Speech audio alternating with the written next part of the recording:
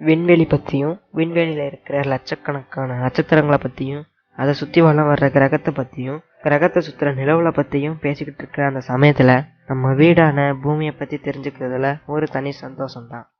This is விண்வெளி நோக்கி அழகிய பூமியின் அதிசயங்கள்.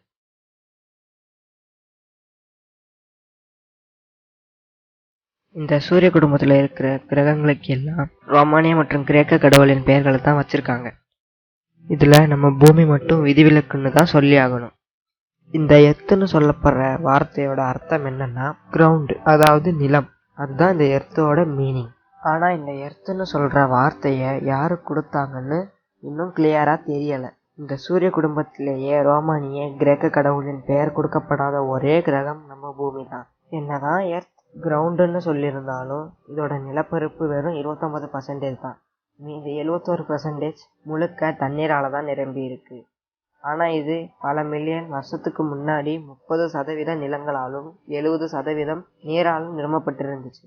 புவி வெப்பத்தால் துருவப்பகுதியில் இருந்த பனிக்கட்டிகள் கரைஞ்சு தண்ணீரில் கலந்த அந்த காரணத்தினால நிலத்தில் இருந்து 1% கம்மியாகிருச்சு. என்னதான் இந்த பூமி 71% தண்ணியில் நிரம்பி இருந்தாலும் குடிக்கிற வகையில் இருக்கிற தண்ணி வெறும் 3% மட்டும்தான் இருக்குது. அந்த 3% இருக்கிற 2% துருவப்பகுதியில் பனிக்கட்டியாக இருக்குது. ஸோ ஒரே 1% தான் நம்ம குடிக்கிற நிலையில் இருக்குது.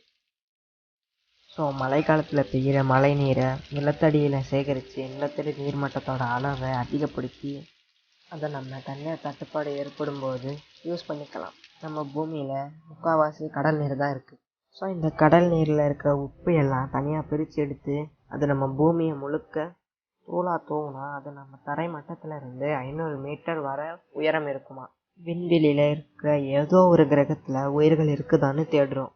ஆனால் விண்வெளியை ஆராய்ச்சி பண்ண அளவுக்கு நம்ம பூமி கிரகத்தை ஆராய்ச்சி பண்ணலை. நம்ம பூமியில் இருக்கிற கடல்வாழ் உயிரினங்களில் வெறும் 5% மட்டும்தான் கண்டுபிடிச்சிருக்கோம். நம்ம நிலாவுக்கு 12 பேர் போயிட்டு வந்திருக்காங்க. ஆனால் நம்ம பூமியில் இருக்கிற ஆழமான பகுதியான மரியானா ட்ரென்ச்சுக்கு வெறும் 3 பேர் மட்டும்தான் போயிருக்காங்க. சரி, கடைசியாக நம்ம பூமியிலேயே விலை மதிக்க முடியாத பொருள்னு கேட்டால் நீங்கள் என்ன சொல்லுவீங்க? தங்கமா, வைரமா, இல்லை பிளாட்டினமா? அதெல்லாம் இல்லை. நம்ம பூமியிலேயே விலை மதிக்க முடியாத பொருள்னா அது நம்ம உயிர்கள் தான். இதுவரைக்கும் கண்டுபிடிக்கப்பட்ட கிரகத்திலேயே நம்ம பூமியில் மட்டும்தான் உயிர்கள் இருக்குது. முக்கியமாக தாவரங்கள். பூமியிலிருந்து பார்க்கும்போது இந்த தாவரங்கள் எல்லாம் உங்களுக்கு காமனாக தெரியுது. விண்வெளியிலிருந்து பார்க்கும்போது தான் தாவரங்கள் நம்ம பூமியில் மட்டும்தான் இருக்குன்னு தெரியுது. வைரம், தங்கம்லாம் விண்வெளியில் கொட்டி இருக்கு. வைரமே மையப்பகுதியாக கொண்ட கிரகம்லாம் இருக்குது.